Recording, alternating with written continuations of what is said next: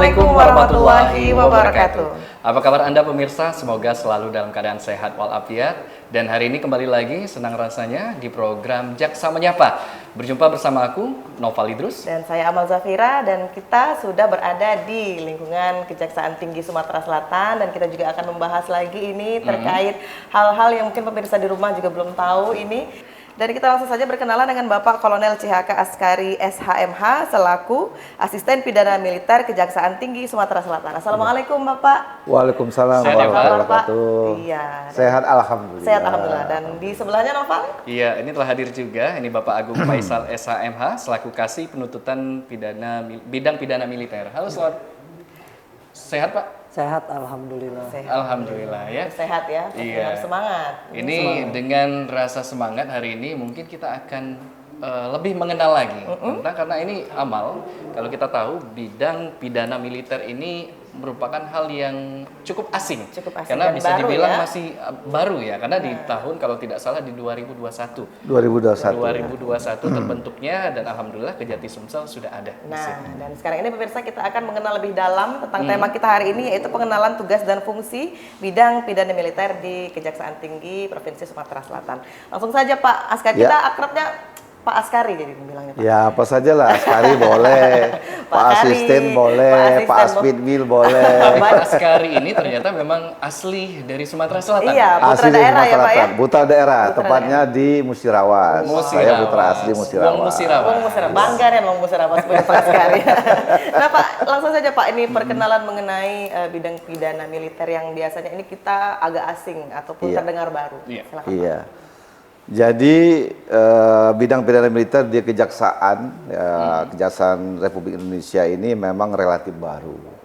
Dia adalah implementasi dari Peraturan Presiden Nomor 15 Tahun 2021 tentang organisasi dan tata kerja Kejaksaan Republik Indonesia. Di situ organisasi kejaksaan itu di samping jam-jam yang lain, asisten-asisten yang lain, ada tambahan organisasi baru namanya. Kalau di Kejaksaan Agung itu ada tambahan Jasa Agung Muda Pidana Militer. Kalau breakdown ke Kejaksaan Tinggi ada Asisten Bidang Pidana Militer. Jadi dari Perpres itu ini Perpres dulu yang lahir, karena Perpres itu Februari, kemudian berapa bulan berikutnya keluarlah Undang-Undang Nomor 11 Tahun 2021 tentang Kejaksaan RI, itu dicantumkan di situ. Dasar hukum adanya Jasa Agung Muda Bidang Pidana Militer. Oke. Dan ini menarik Amal. Kalau kita lihat dari nama Bapak saja selaku Kolonel CHK atau Korp Hukum Askari SHMH. Nah, ini berarti peralihan juga Pak dari TNI sebelumnya. Ya betul, kita ini Jasa Agung Muda Pidana Militer.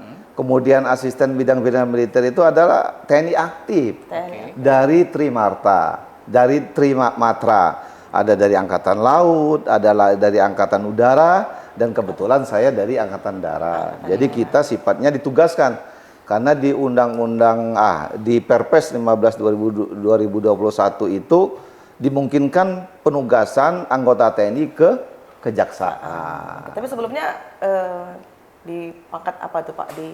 Ditugaskan di TNI di mana? Di TNI saya dari tahun 1995 sampai tahun 2022 awal.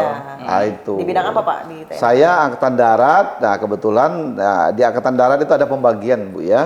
Ada pembagian satuan tempur, satuan bantuan tempur, ada bantuan administrasi. Salah satu dari korup bantuan administrasi adalah korup hukum. Jadi yang bisa masuk ke jajaran kejaksaan ini adalah orang-orang korup hukum. Kalau di Angkatan Darat namanya CHK, korup hukum. Kalau Angkatan Udara ada namanya korup sus. Nah, kalau di Angkatan Laut korup khas. Nah, seperti itu. Jadi yang bisa masuk kejaksaan ini adalah dari 3 matra itu yang basisnya orang hukum, seperti itu. Sudah ada pondasi, Betul. Nova.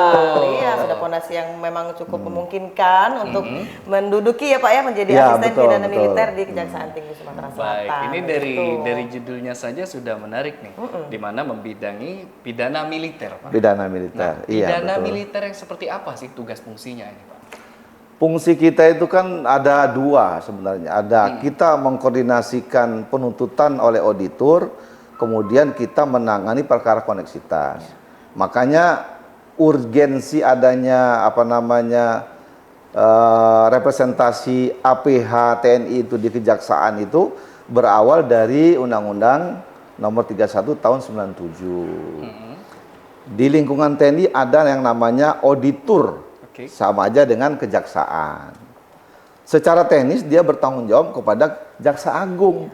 Tapi sejak tahun 97 sampai dengan sekarang, sampai dengan dibentuknya Undang-Undang 11 2021 nih, belum ada representasi kita, perwakilan kita yang di Kejaksaan Agung, kan itu. Makanya kita masuk ke Kejaksaan Agung untuk mengkoordinasikan masalah penuntutan yang dilakukan oleh jajaran auditorat militer. Kemudian satu lagi tupoksinya adalah menangani perkara koneksitas tadi. seperti itu. Kita ke sebelahnya, Iya. Pak Agung Faisal ini selaku kasih penuntutan Iya. bidang pidana militer. Nah Pak, dari bidang kasih penuntutan sendiri, penuntutan seperti apa sih Pak yang biasa dilakukan di bidang pidana militer? Oke. Sebenarnya secara umum penuntutan itu sama. Jadi kalau secara umum bahasanya orang awam tuh penuntutan itu kita di persidangan, Mbak. Ya. Nah, tapi khusus untuk di pidana militer itu kita menangani tadi seperti Pak Askari bilang perkara koneksitas. Koneksitas. Jadi perkara koneksitas saja yang kita sidangkan. Kalau kita ketahui di kejaksaan itu ada pidana umum, kemudian ada pidana khusus. Nah, inilah pidana militer itu hanya untuk penanganan perkara koneksitas saja. Oke. Bisa digambarkan atau dicontohkan bayangan Iya. seperti apa? Nah, secara kasusnya? umum Iya. perkara koneksitas itu perkara yang dia dilakukan oleh dua unsur. Oke. Dua unsur itu adalah unsur sipil dan unsur TNI. Unsur sipil dan unsur TNI. Ya, dan. Jadi dia Dan. bukan pilihan. Oh. Nah, Berarti dua ya betul, variabelnya pelakunya ada dua dua. orang secara bersama-sama. Oke, Nah, karena itu- kalau selama ini kan Pak Agung dan juga Pak Askari, kalau kita lihat memang seperti TNI kan ada pidana Iya, militer mereka iya, sendiri iya, seperti iya. itu. Apakah sekarang difokuskan menjadi satu Atau dimergerkan atau bagaimana Pak? Terpisah atau bagaimana? Nah, tetap terpisah. Kita itu kan di TNI juga dia berlaku tindak pidana umum dan ada berlaku tindak pidana militer. Kalau tindak pidana umum itu semua orang bisa melakukan tindak pidana umum. Tapi kalau tindak pidana militer itu hanya dilakukan oleh militer seperti desersi, kemudian menghilangkan senjata, itu tindak pidana militer. Nah, yang sekarang ini adalah tindak pidana umum yang dilakukan oleh dua orang atau lebih, salah satunya militer. Jadi si A militer, si B sipil. Jadi dia tunduk pada dua peradilan yang berbeda. Kalau dia sendiri yang melakukan tindak pidana, militer tetap seperti biasa dia. Penyidiknya polisi militer, penuntutnya auditor militer, pengadilannya pengadilan militer. Oke. Begitu juga sebaliknya orang umum. Mulai dari polisi sebagai penyidik, kemudian jaksa sebagai penuntut, sidang di pengadilan negeri. Oke. Nah, kalau koneksitas, dia bersama-sama melakukan perbuatan itu. Misalnya saya militer melakukan tindak pidana dengan Mas Agung. Nah, itu namanya koneksitas.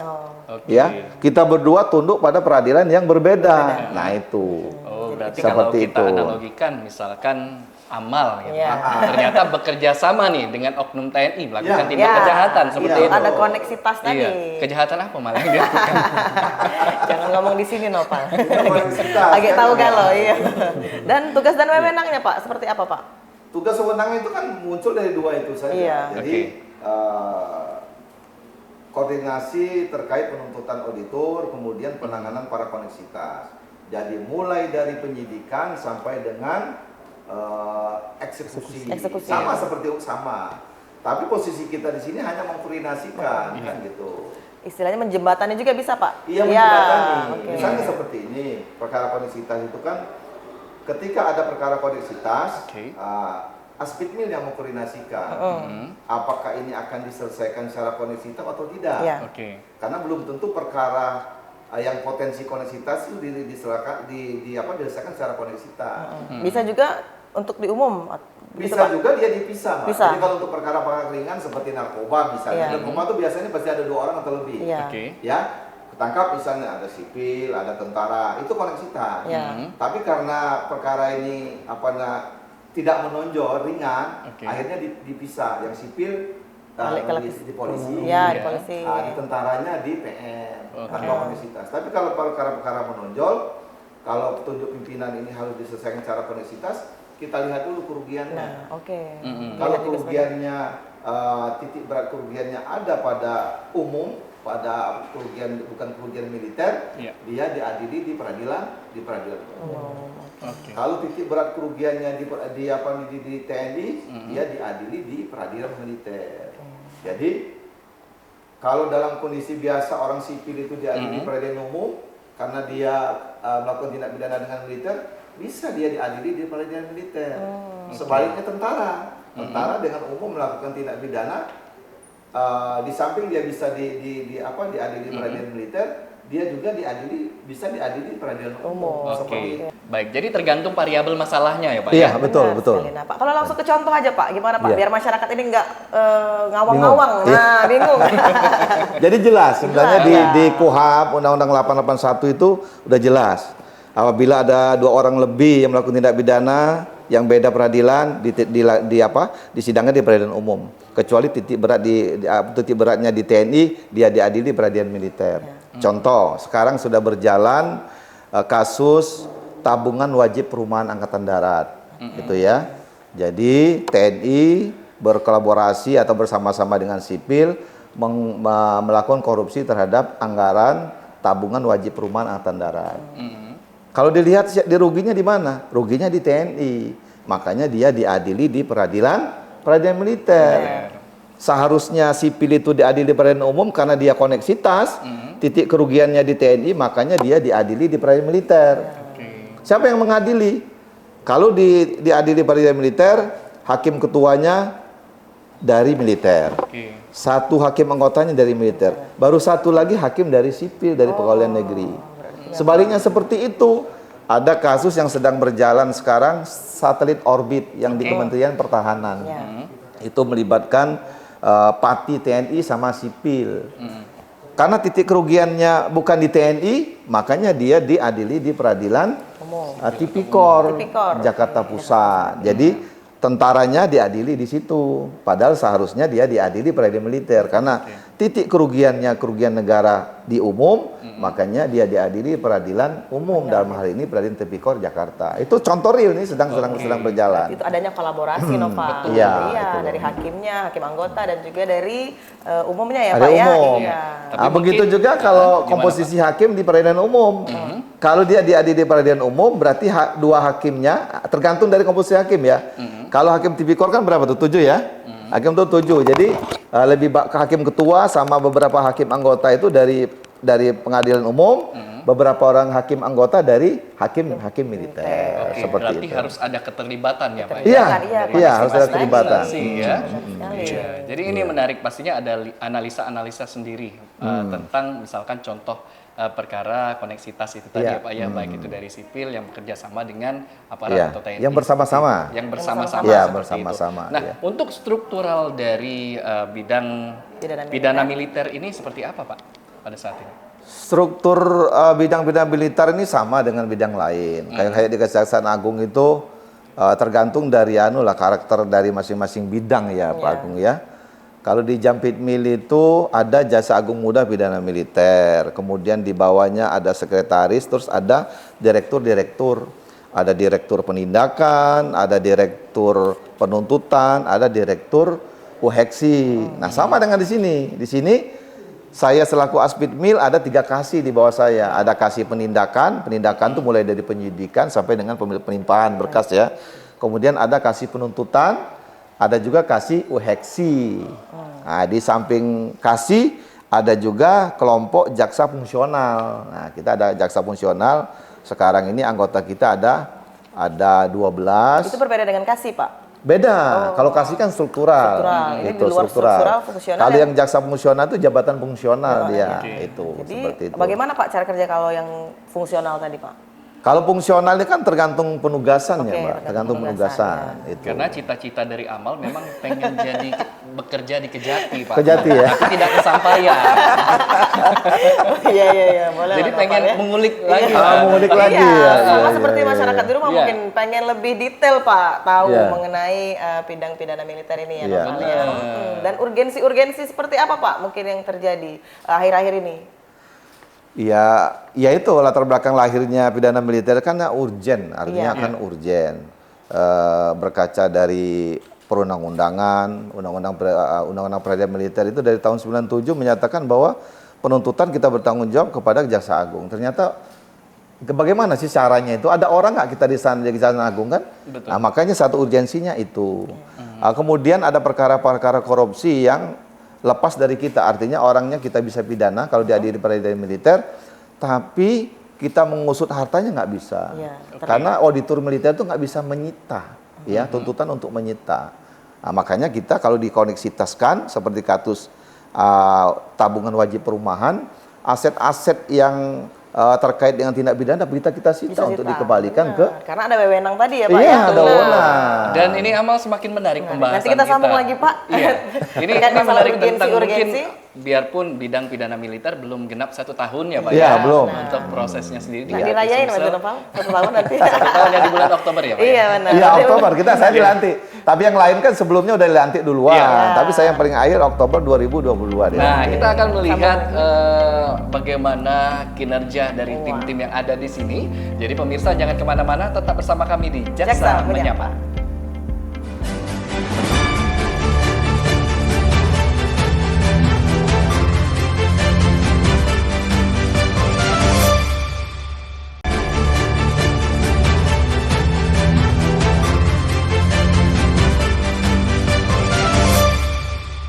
Terima kasih Anda masih di program Jaksa Menyapa bersama saya Nopal Idrus dan juga Amal Zafira.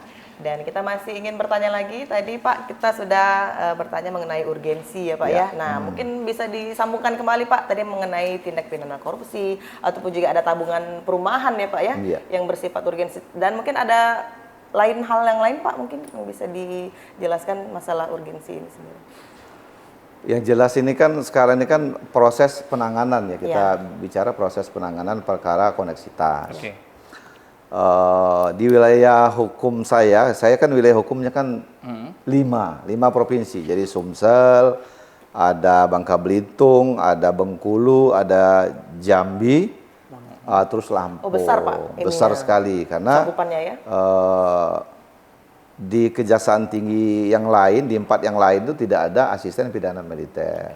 Bisa Pak menaungi juga ya Pak. Sampai saat ini belum ada perkara koneksitas yang terjadi di wilayah-wilayah saya. Yang saya ceritakan tadi masalah tabungan wajib perumahan itu ditangani oleh Jaksa Agung.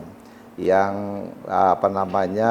satelit orbit itu ditangani oleh Kejaksaan Agung. Tapi untuk wilayah saya ini potensi banyak tapi perkara-perkara tindak pidana umum seperti perkara narkoba, perkara penganiayaan, pengeroyokan, tapi prakteknya itu dia diselesaikan secara terpisah, artinya yang orang sipil di proses penyidikannya mulai dari polisi sampai ke pengadilan negeri, yang militer terpisah seperti itu. Belum ada Novel. Iya, dan ini semakin menarik Amal tentang wilayah tadi berarti masuk di dalam 5 daerah ya. 5 provinsi. Iya, 5 provinsi. Yang jadi cakupan dari Iya. bidang pidana militer khususnya Kejati Sumsel ini Pak. Iya. Nah, ini menarik Pak tentang mungkin aduan-aduan masyarakat. Mungkin Iya. untuk mekanisme mulai dari proses awal sampai dengan akhir ini bisa diceritakan. Mungkin Bapak Askari atau Pak Agung bisa menceritakan. Oke. Kalau untuk pengaduan sebenarnya standar Mas, karena ini pengaduan suatu tindak pidana. Jadi, tapi karena ini untuk perkara koneksitas itu melibatkan TNI dan sipil, itu bisa dilakukan proses pengaduannya itu di kejaksaan sendiri ataupun melalui militer. Jadi nanti dari situ akan dilihat dan ditindaklanjut seperti apa. Karena seperti tadi kan kita ada unsur penindakan, kemudian penuntutan. Nah, di penindakan itulah dari awal, tahapan awal. Nanti dilakukan mulai penyidikan, apakah tindak pidananya itu, perbuatan itu termasuk tindak pidana, siapa pelakunya, kemudian nanti dalam proses selanjutnya. Tapi untuk pengaduan itu tadi bisa kayak kita di kejaksaan kan kita ada call center sendiri untuk pengaduan. Nah, itu juga bisa dilakukan di situ. Bisa.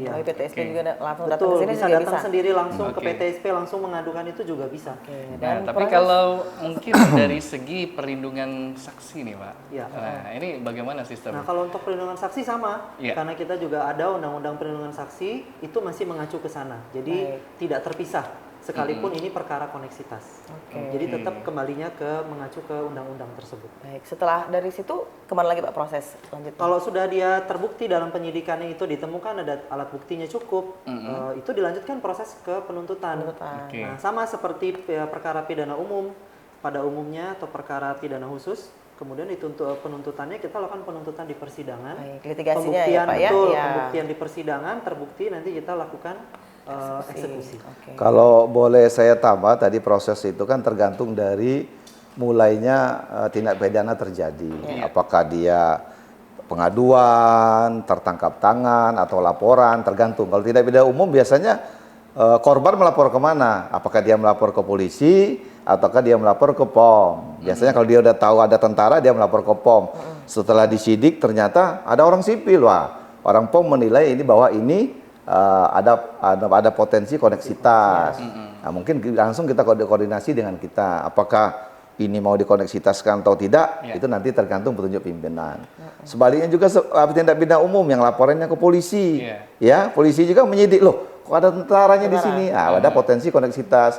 Penyidik polisi sesuai KUHP itu bisa koordinasi dengan kita, mau diselesaikan bagaimana, apakah kita dipisah atau tidak. Oke. Nah, kalau untuk tindak pidana khusus korupsi, nah, dia bisa langsung ngadu ke kejaksaan karena jaksa itu sebagai penyidik dari tindak pidana korupsi. Jadi kalau korupsi itu ada unsur tentara, ada unsur sipilnya, kita koordinasi. Tetap penyidik kita polisi militer, penyidiknya sipil ya tetap di kejaksaan seperti ini. Seperti itu Mbak kira-kira. Oke. Baik. Tipikor C itu Nopal. Iya. Kalau C itu kan kita baru ngerti. Jelas artinya. Jelas. Iya. Selain dari pemirsa ngerti, kita Itu juga dapat ngerti. ilmu. Berarti ini unsur militer ini dapat melakukan tupoksi kejaksaan juga ya Pak secara dalam penyelidikan? Kalau saya mengkoordinasikan saja, penyelidikannya itu tetap di masing-masing. Oh, di masing-masing. Penyidik misalnya, karena tentara itu penyidiknya adalah tentara juga dalam hal ini polisi militer, dia atau polisi militer yang nyidik. Kalau sipil ya kejaksaan dalam hal kasus korupsi kan itu.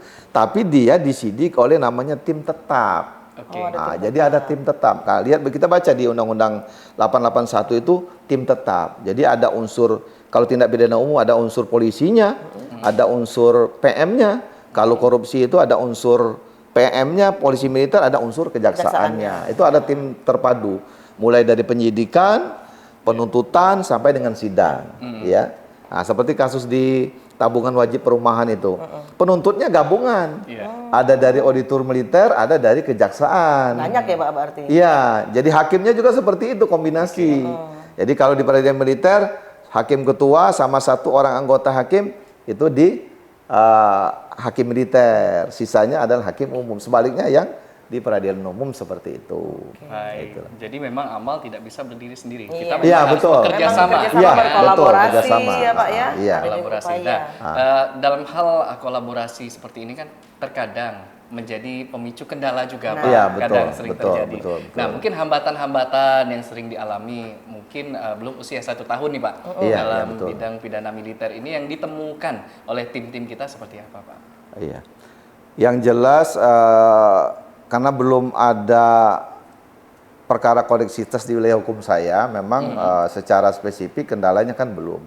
Tapi kalau saya lihat karena bidang militer ini relatif muda, dia kan belum ada SOP, ya seperti Pidum, seperti Pitsus. Jadi di situ mungkin kendala kita. Tapi sekarang ini kan sudah digodok, akan dikeluarkan perja terkait SOP. Jadi kita tahu di situ kalau terjadi perkara koneksitas itu siapa berbuat apa dan bagaimana kita pasti tahu. Sudah ada Seperti bayangan itu. mungkin Pak SOP seperti apa?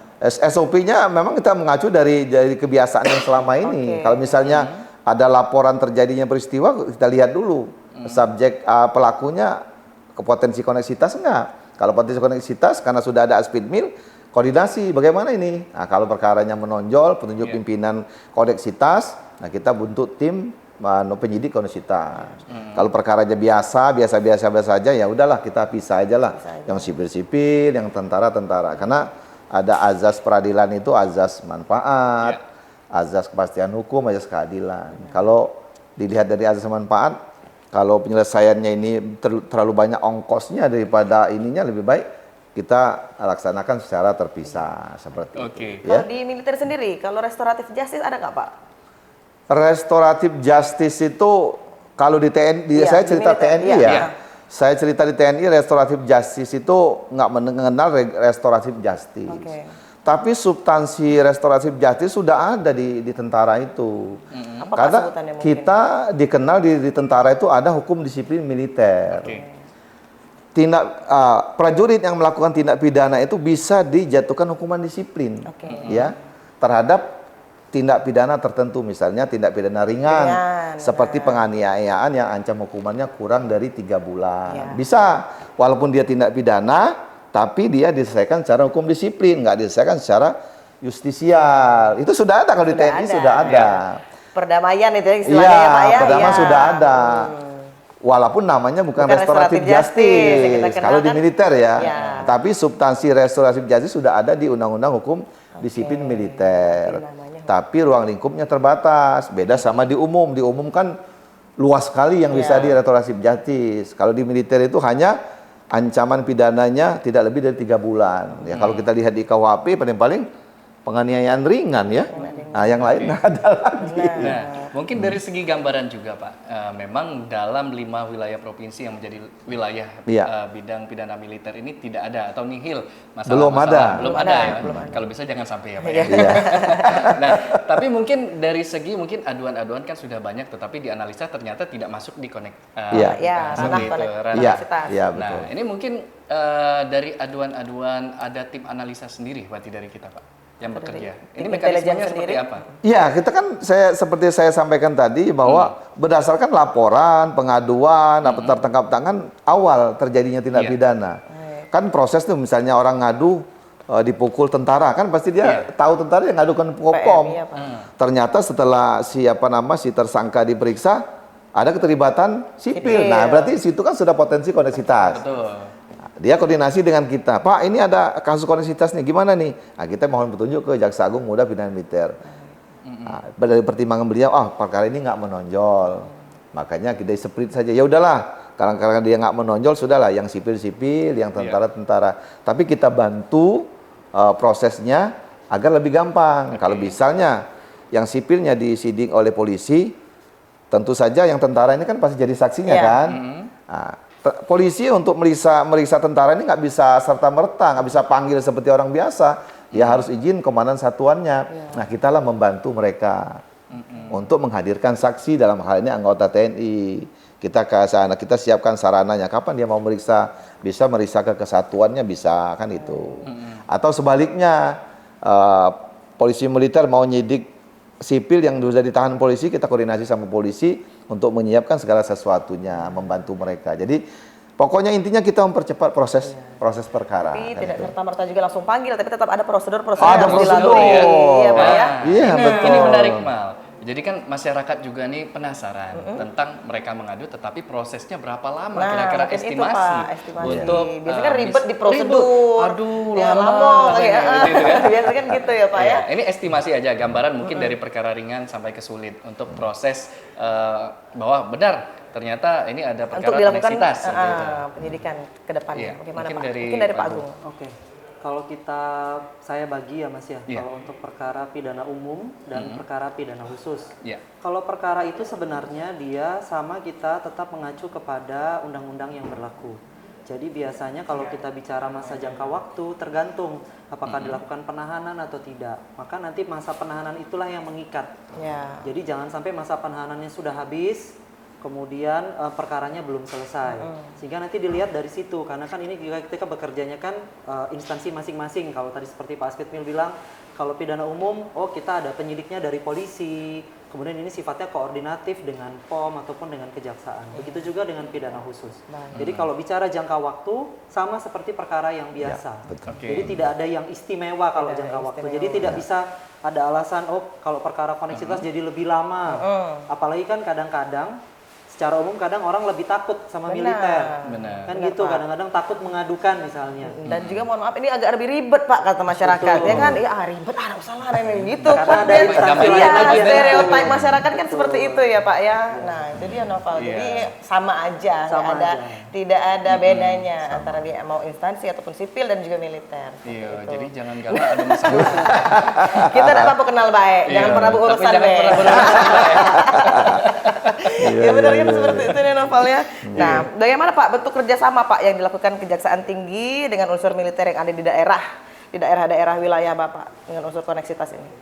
Kita kan relatif mudah sekarang ya, baru masuk jalan tahun kedua ya pidana militer ini. Jadi walaupun belum ada perkara koneksitas yang di wilayah saya ya, saya sekarang kan melaksanakan pengenalan tupoksi. Jadi kita walaupun dia penyidik polisi militer, walaupun dia jaksa juga, belum tentu dia paham dengan tupoksi pidana militer. Makanya kita keliling, sosialisasi yang seperti ini kita sampaikan, koordinasinya seperti ini. Kalau Anda menemukan atau menyidik perkara koneksitas, potensi koneksitas, kalau koneksitas kan artinya kalau dalam KUHP itu pasal 55 dan pasal 56 masalah penyertaan. Kalau dia menemukan kasus-kasus seperti itu, dia koordinasi dengan kita. Pak, ini ada perkara koneksitas, mohon petunjuk, kan seperti itu. Jadi kalau misalnya sekali lagi kalau perkaranya menonjol menurut pimpinan akan diselesaikan secara koneksitas, ya kita mainkan secara koneksitas. Itu. Seperti itu. Tapi yang penting masyarakat jangan berpikir ini ribet. Enggak, kita mendorong supaya ini cepat. Kita buktinya sekarang ini BPTWP sudah tahap 3, udah ketiga, cepat ya. Harus cepat, kita dorong cepat.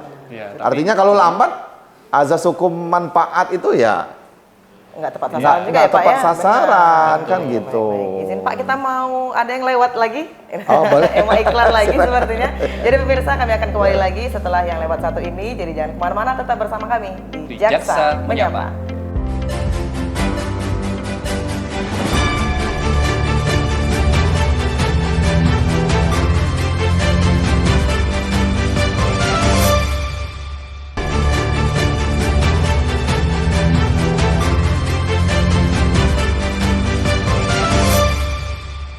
Masih di Jaksa Menyapa pemirsa, kita masih di wilayah Kejaksaan Tinggi Sumatera Selatan dan masih dengan dua narasumber kita, Bapak Aspid Mil dan juga Bapak Agung Faizal ini selaku kasih penuntutan. Betul. Di bidang pidana militer Kejaksaan Tinggi Provinsi Sumatera Selatan. Baik, dan tadi Amal kita juga sudah ngebahas tentang masalah-masalah salah sikoknya ini tugas dan fungsinya untuk masalah-masalah perkara koneksitas. Iya, betul. Nah, ini semakin menarik Pak, apalagi ini sudah di segmen terakhir, kita semakin ngerucut kembali dan lebih mengenal kembali tentang Bapak Askari ini. Nah, kalau untuk di regional Indonesia Pak, untuk posisi asisten pidana militer. Nah, kira-kira ada berapa banyak Pak total karena Bapak sendiri kan menaungi 5 regional, 5 daerah. Iya, betul. Kalau untuk di Indonesia sendiri ada berapa banyak Pak? Indonesia kan ada 34 kajati ya. Ada 34 kajati. Jadi yang diisi asisten pidana militer adalah Kejaksaan Tinggi yang ada auditor militer atau auditor militer tinggi. Jadi di luar itu belum diisi. Jadi sekarang ini Kejaksaan Tinggi yang wilayahnya ada auditor militer itu hanya 20 ya.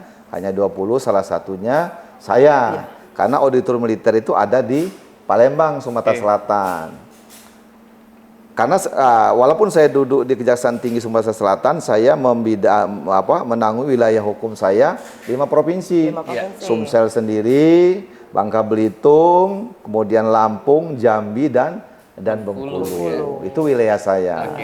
Dan juga ada 20 Aspidmil di Aspidmil di Indonesia ada 20 Aspidmil yang sudah berarti diisi. kalau dalam artian beberapa daerah atau Aspidmil lainnya di luar provinsi ini sendiri mungkin tidak mencakup seperti Bapak kan 5 daerah. Iya betul, 5 provinsi saya, 5 provinsi. Iya, kalau yang lainnya mungkin hanya ada satu atau 2 ya Pak ya. Ada 1 atau 2, paling 3. Kalau saya yang paling luas ini. Bisa ini. Iya, sering 5 provinsi. Tempat bagus-bagus galau. Iya. Iya, iya. Kan ini menaungi wilayah yang lumayan besar di bagian Iya. Sumatera bagian selatan ya Pak Betul. ya. Itu kendalanya seperti apa Pak? Mengingat memang bahwa jauhnya jarak tempuh, mungkin mau ke Bengkulu, jauh Iya. mau ke Lampung, itu bagaimana Iya. Pak?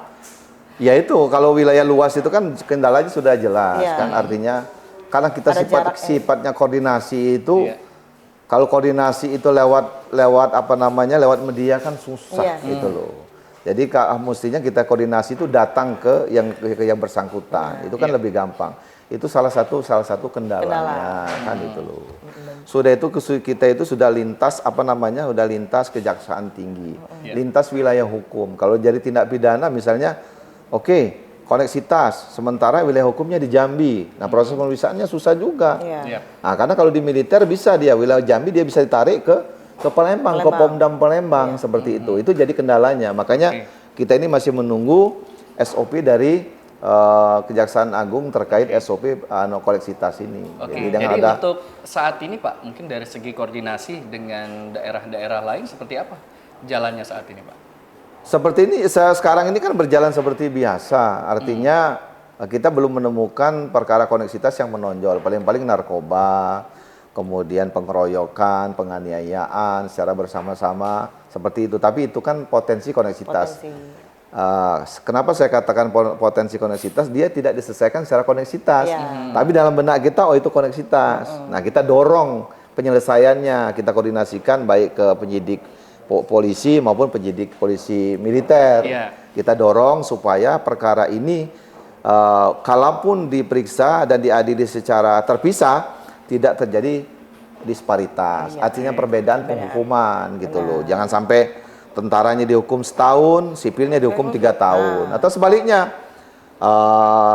tentaranya dihukum 3 tahun, sipilnya dihukum ringan. Harapannya beda-beda tipis lah. Kalau tentara setahun, misalnya sipil 1 tahun sebulan, atau sipilnya 1 tahun, tentaranya 1 tahun sebulan. Karena seperti tidak itu ada ya. merasa tidak adil karena sama-sama bersalah mungkin gitu Iya, ya Pak ya. itu. Iya. Kita ingin tahu lagi Naufal, ini kan Pak Aspidmil ini adalah tentara aktif dan juga ngantornya ini di kejaksaan. Jadi gimana Pak, ngantornya ini kantor di kejaksaan atau memang ada kantor lagi? Oh, ada itu di, ya? Iya, Masih masih TNI, TNI. atau Gimana? Jadi kita ASN Pak.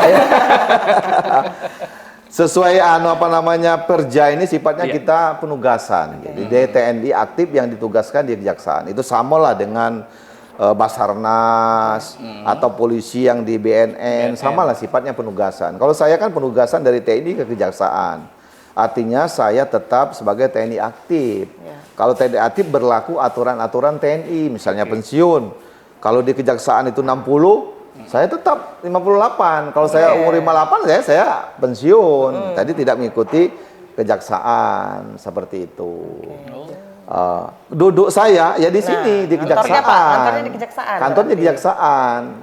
Saya bukan di Kodam, tapi saya keluarnya dari Mabes TNI karena kartu anggota saya dikeluarkan oleh Mabes TNI.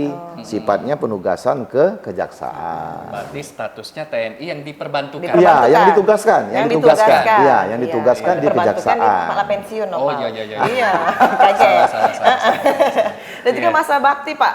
Betul. Ini, Masa bakti Berapa kalau lama, kita lihat di Perja itu yang kita pahami itu maksimal 2 tahun masa penugasan, tapi di situ bisa diperpanjang lagi. Tergantung ya, artinya pacak diijakan. Pacak diijakan. kata Mbak Ahmad. ada caro kalau Bisa diperpanjang. Kalau misalnya 1 tahun dirasakan masih dibutuhkan kejaksaan, bisa diperpanjang. Atau setahun udahlah, Aspidmil ini tidak patut, tidak layak, bisa dikembalikan ke satuan asal. Bisa seperti itu. Tapi adakah kemungkinan Pak mungkin dari Bengkulu nanti akan ada Aspidmil yang baru begitu Pak, ataupun juga dari Lampung dan juga mungkin daerah-daerah lain yang Ada Bapak gambaran tahu. mungkin Ada di situ gambaran. ada auditor militer atau nanti memang ke dari depannya. seutuhnya itu keputusan dari Kejaksaan Republik Indonesia. Iya betul. Jadi kita kemarin itu waktu kita IHT kemarin itu ya, in-house training kemarin itu kita udah sampaikan bahwa dari wilayah hukum yang sangat luas. Jadi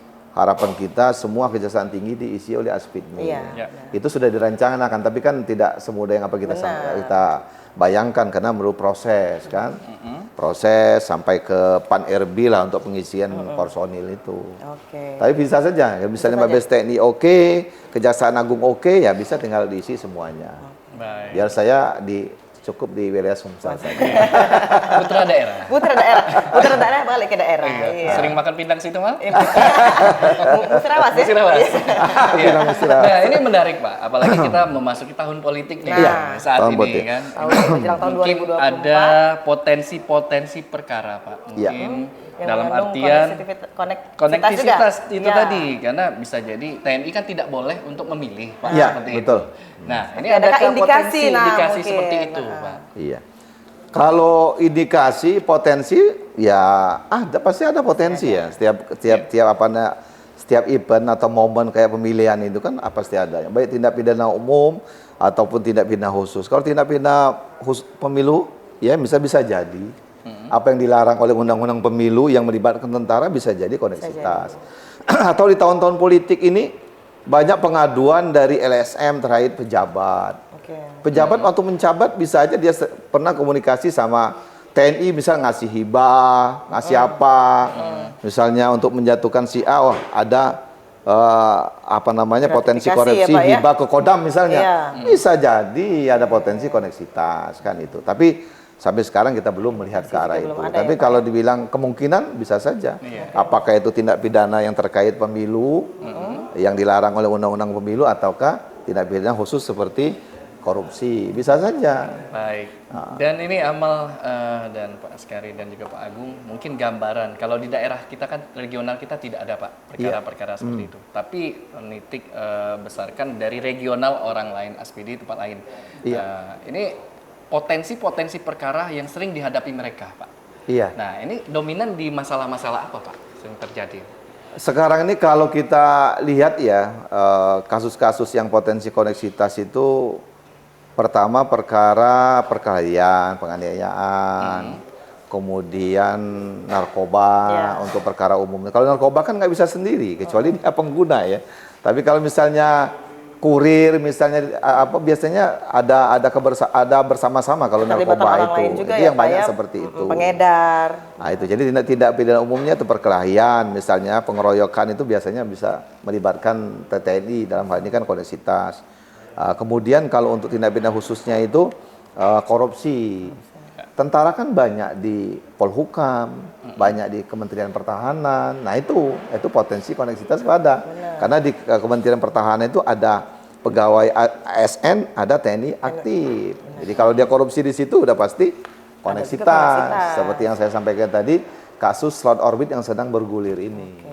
Itu Mbak Sedang ya. ditangani juga dari pusat Oleh ya, Pak ya? Tipikor, iya, Tipikor. Tipikor. Nah, gitu dia Noval, berarti luas juga cakupannya. Luas. Iya, sangat luas. Jadi Tapi memang titik beratnya di koneksitas ya, Pak. Iya betul, Untuk koneksitas fungsi. sebenarnya di Benar. Jadi koneksitas. perkara-perkara di koneksitas. Jadi Iya. jangan galak ngadu ke masalah. Ida.